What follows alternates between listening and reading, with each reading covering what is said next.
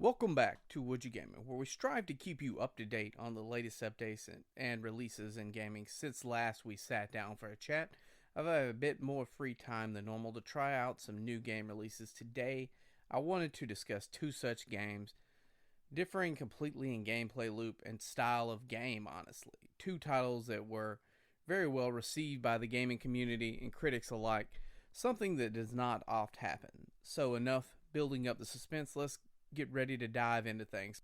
First, before we do, make sure if you're new here, you make sure to follow us on Instagram, Twitter. It will always be Twitter, never X. Sorry, Elon. YouTube and TikTok, if not banned at this time. I want to say thank you for tuning in again. If you're new here, thanks for taking the time to check us out. If you've been around since the beginning and just enjoyed the rambling, you're greatly appreciated, and thanks for sticking around all this time. It means the world to me. The title I wanted to dive into first, a game that has forgone any single player mode, is always online, and a live service game. Doesn't exactly sound like something I'd be pushing, interested in, or even able to play myself, does it? Well, Helldivers 2 has surpassed all expectations and made me question all my preconceived notions about those buzzwords and these types of games. I'll admit that when I originally purchased Helldivers 2, I thought that worst case scenario, I'd simply play solo offline. Little did I know until reading the back of the box, there is no offline mode. Thankfully, my internet, as much as it is held together with chewing gum and chicken wire, is sufficient enough to play Helldivers 2 most days, that is. Helldivers 2 was a sequel that I was not expecting, whether that be because it is a third-person shooter compared to the original's isometric perspective, or because it has been an incredibly long time since that game came out. It's just not been on my radar. I didn't expect a sequel or anything of the like. It's kind of surprised me when it dropped. After watching a bit of gameplay, I decided that it looked entertaining enough, and I thought I might give the game a go at the least.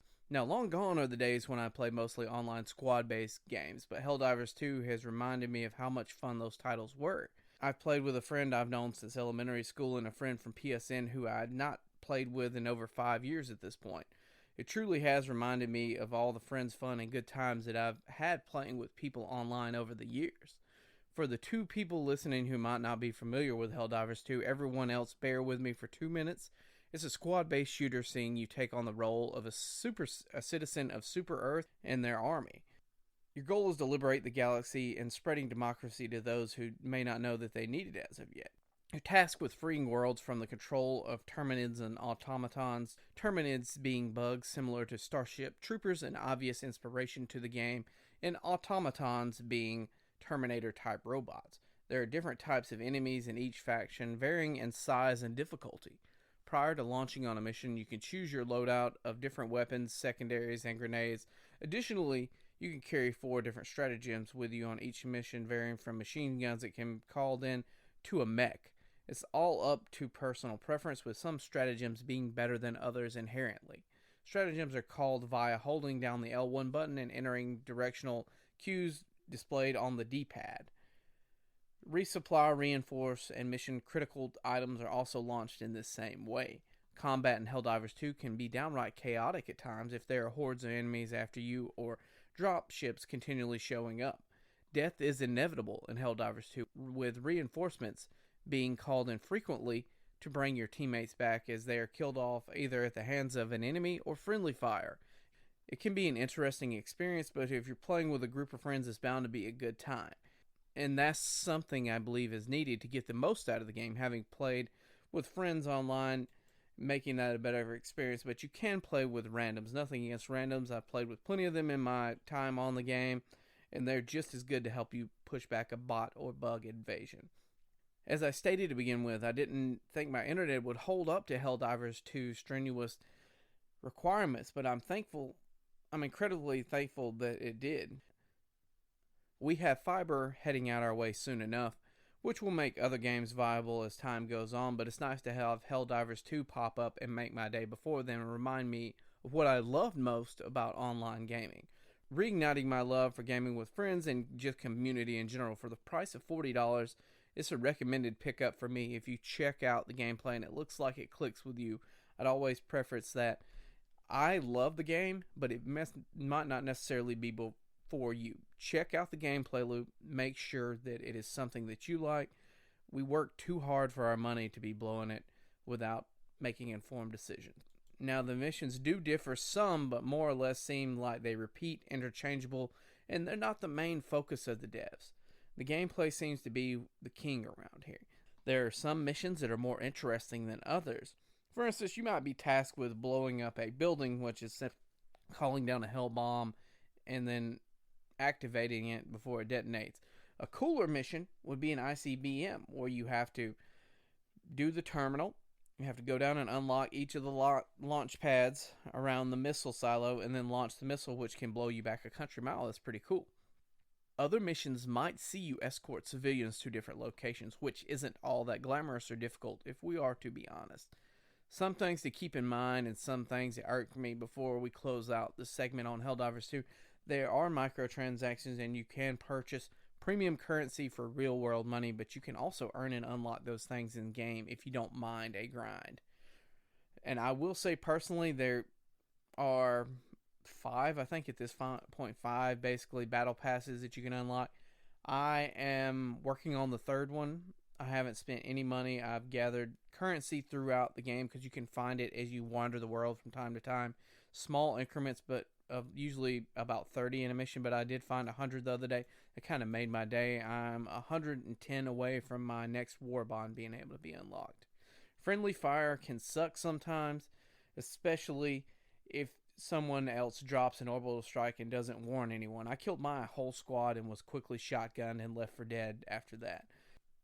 The game doesn't do a great job of explaining where to obtain certain samples. I think spelling it out on a menu or just hovering over a mission and then explaining, hey, you can get super samples at this location would be an easy fix for that, but it's trial and error. You'll figure it out over time anyway. These are just a few of the minor quality of life improvements, and them being the way that they are doesn't diminish the game in any way. Bottom line, if it looks interesting to you, has been on your radar, or you have $40 to blow or burning a hole in your pocket, pick the game up. You will likely enjoy yourself and have more fun than you originally thought. From Helldivers 2, we move on to a game that I've seen bits of online prior to release, but had no real intention of picking up until I saw some of the gameplay and combat, that is. Combat being key in this game. Dragons Dogma 2, the sequel to Dragons Dogma, a title I'd heard great things about and even own a sealed copy of. I saw so many people excited for the upcoming release of Dragons Dogma 2 and was thinking maybe it will be a good game. Then I saw a video of a warrior taking on a minotaur and was hooked. The combat, as I said, combat is key around here. The combat in particular looks so good. You get to fight all these mythical creatures. I was determined at that point to pick it up. I'm so glad I did, having never delved into the franchise and had little idea what to expect, but I've loved most of what Dragons Dogma 2 has to offer. With this title, what I have come to realize is the quests are largely forgettable, and I will need to use a guide for 90% of them. I'm sure I could wander around and figure out what was going on, but having tried that with a handful to no avail, I quickly turned to guides to keep my sanity. There is no real standout character or story from what I've experienced thus far, but that does little to dampen my excitement for the game. Dragons Dogma 2 has a coherent enough story. I just can't be bothered to remember it or what is actually going on except for right when I start or end a quest. There are multiple different vocations that you can choose from, ranging from your basic archer to the mythic spear hand who's specializing in fighting dragons. Each plays a bit differently with unique abilities, perks, bonuses, and areas where each excels over the other. For instance, harpies, who are very prevalent in the overworld, are easily stunned, dropped from the sky, or killed by an archer, while a warrior is going to struggle having no means of ranged combat. In comparison, an archer is going to have a hard time dealing with a charging minotaur, but a warrior could cause it to focus on them and counter-strike.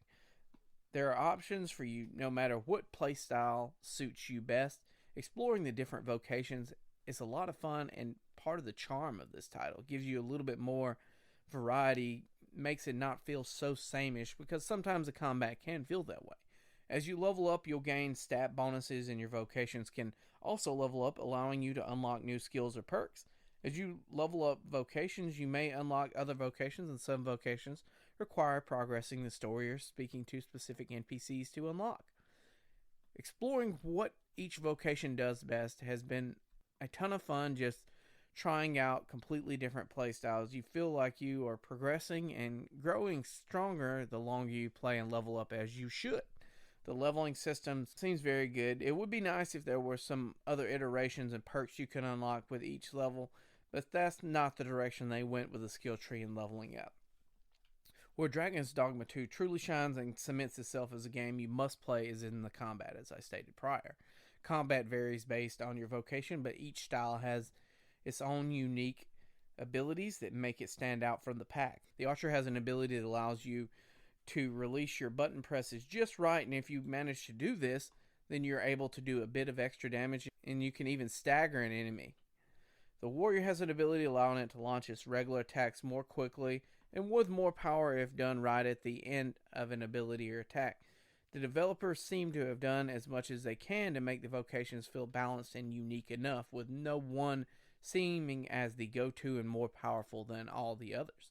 As you run across all the different creatures you'll face in Dragons Dogma 2, you may find yourself attacking their legs, doing very little damage. Good news, you can hop on their back, climb all the way up to their head, and attack that directly, doing much more damage. Now, some creatures will try to get you off by trying to buck you. In the case of a griffin or an ogre or minotaur may drop onto their back and try to fall on you or grab you off. I tend to find myself scaling a creature and doing as much damage as humanly possible to their skull until they inevitably fall and then get a few more shots off. Taking on large creatures and overcoming them is by far the most satisfying part of the game. And if you slay a dragon, that dopamine hit is all that much sweeter because dragons are quite difficult to defeat.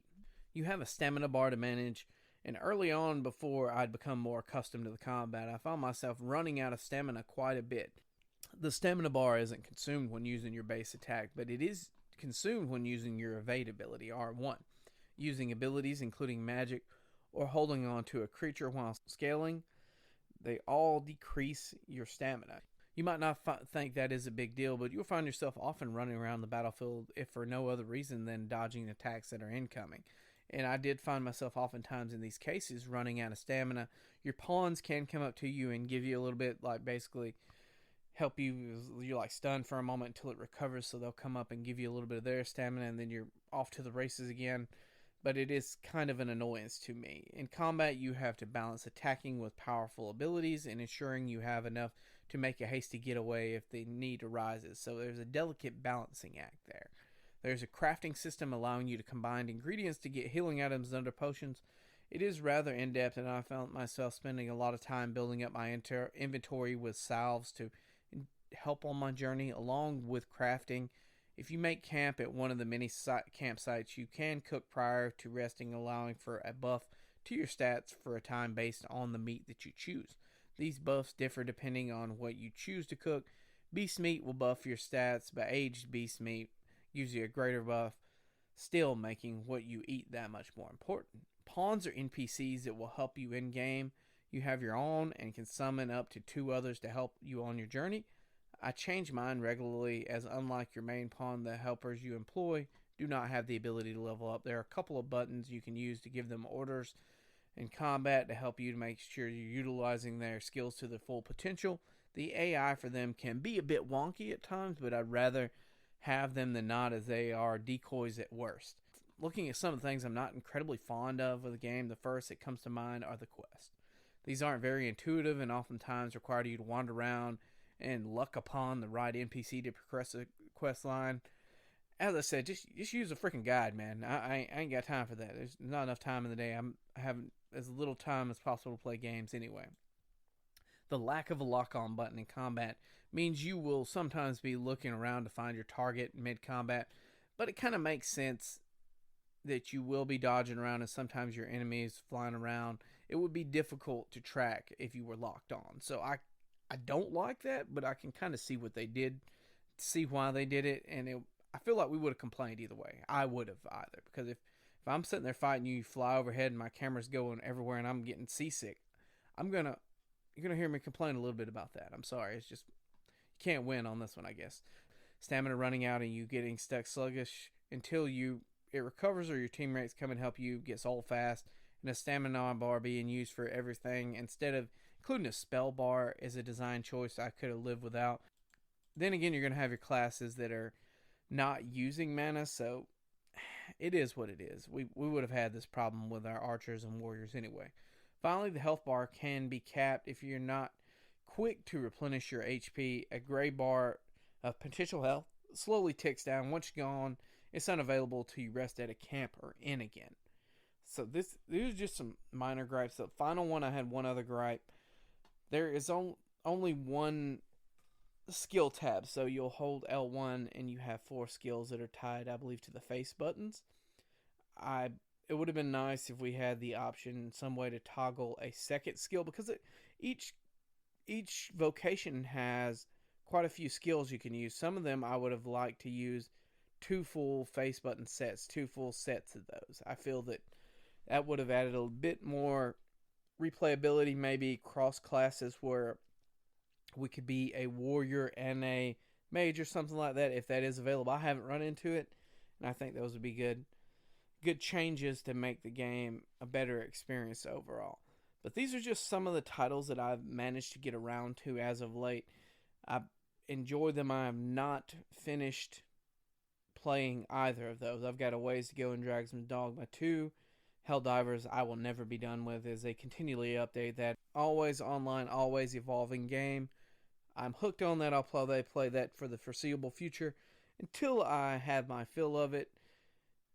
But I hope you guys have enjoyed this. Let me know what you think. Have you played any of these titles? Am I way off base with my assessment, or am I right on with what I'm going for here? Let me know anything we can do to improve. Thanks for tuning in, and peace.